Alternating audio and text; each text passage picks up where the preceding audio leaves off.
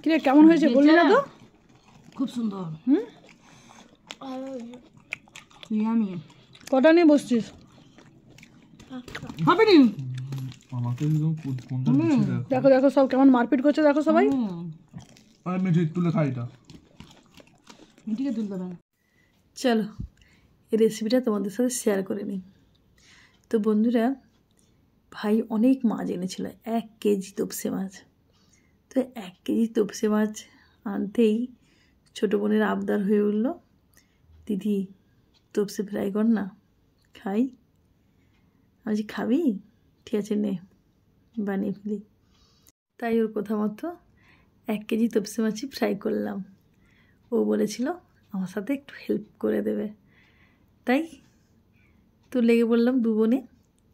তো প্রথমে মাছগুলোকে ভালো করে ধুয়ে পরিষ্কার করে নিয়েছি, তারপর একটু জল ঝরিয়ে নিয়ে তাতে স্বাদ মতো লবণ দিলাম। তো নদীর মাছে বেশি লবণ দেওয়ার দরকার নেই, তো নদীর মাছে বেশি লবণ দিলে মিষ্টি ভাবটাই কেটে যাবে। তো ভালোভাবে লবণ মাখিয়ে নিয়েছি। এবার দিলাম হাফ পাতিলেবুর রস। তো ভালো করে মাখিয়ে নিয়ে মিনিমাম আধা 1 ঘন্টার মতো জলটা ঝরিয়ে নিতে হবে। তাহলে কি বলুন তো, জলটা ঝরে নিলে মাছের গায়ে যে মশলাটা মাখাবো তো খুব সুন্দরভাবে মেখে যাবে। তো যে মশলাটা মাখাবো সেই মশলাটা আগে তৈরি করে নিই। তার জন্য নিলাম পেঁয়াজ, কাঁচা লঙ্কা, আদা, রসুন, 1 চামচ ধনে, 1 চামচ জিরা, দিলাম গোটা গোলমরিচ আর শুকনো লঙ্কা।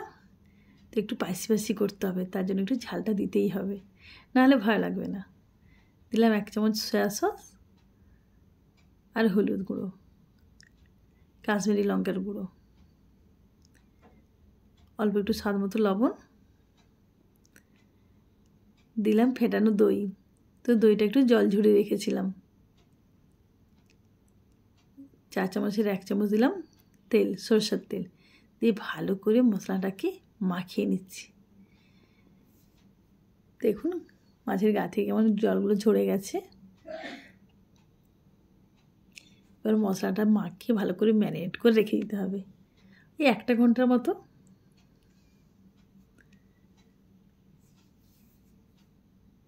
তো বন্ধুরা তাড়াতাড়ি তৈরি করে ফেলুন। হ্যাঁ, বসে না থেকে, বাড়িতে বসে না থেকে মাঝে মাঝেই তো ভালো মন্দ করতে ইচ্ছা হয় বলুন।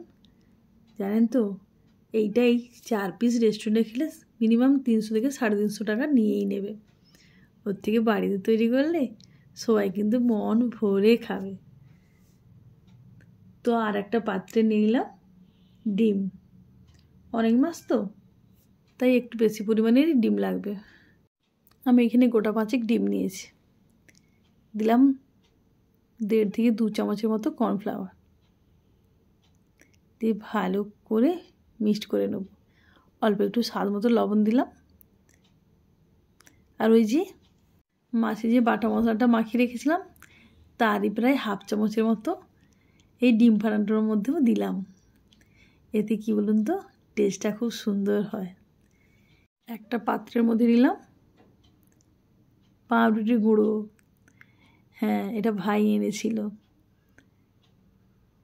তো অনেকটা পরিমাণে এনেছিল, তো যাতে নষ্ট না হয় সেটা ভিজিয়ে রেখেছিলাম। তো পাউরুটি গুঁড়োটা না একটু বড় বড় দানা ছিল বলে একটু মিক্সিতে গুঁড়িয়ে নিয়েছি। এদিকে মশলার জোগাড় সব কিছু জোগাড় করতে হতে মাছটা প্রায় 1 ঘন্টার মতো ম্যারিনেট হয়ে গেছে। এবার একটা একটা করে মাছ ওই ডিমের পলেপের মধ্যে ডোবাবো আর বিস্কুট গুঁড়োর মধ্যে ভালো করে মাখিয়ে 2 হাতের মধ্যে চিপে চিপে একেবারে সুন্দর করে মাখিয়ে নিতে হবে এদিক ওদিক করে। দেখুন আমি কিভাবে বানাচ্ছি। এটা একটা কোট হলো, আবার একটা ডবল কোট দিতে হবে। ডবল কোট দিলেই কিন্তু তবেই খেতে ভালো লাগবে।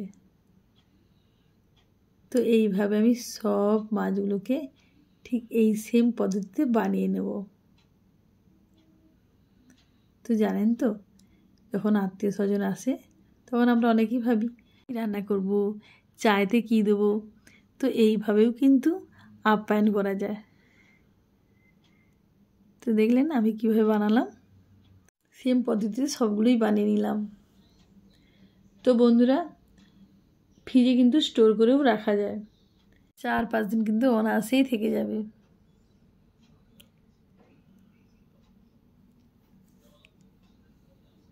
তো আমি এইভাবে সবগুলোই কিন্তু বানিয়ে নিলাম।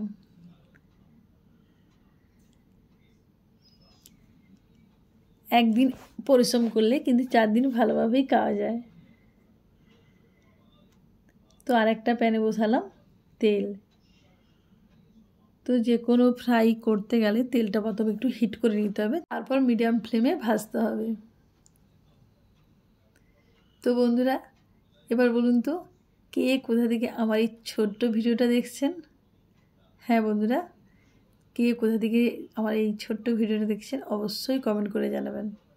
আপনাদের ওই যে ছোট্ট ছোট্ট মূল্যবান কমেন্টগুলো আমার কিন্তু ভীষণ পড়তে ভালো লাগে।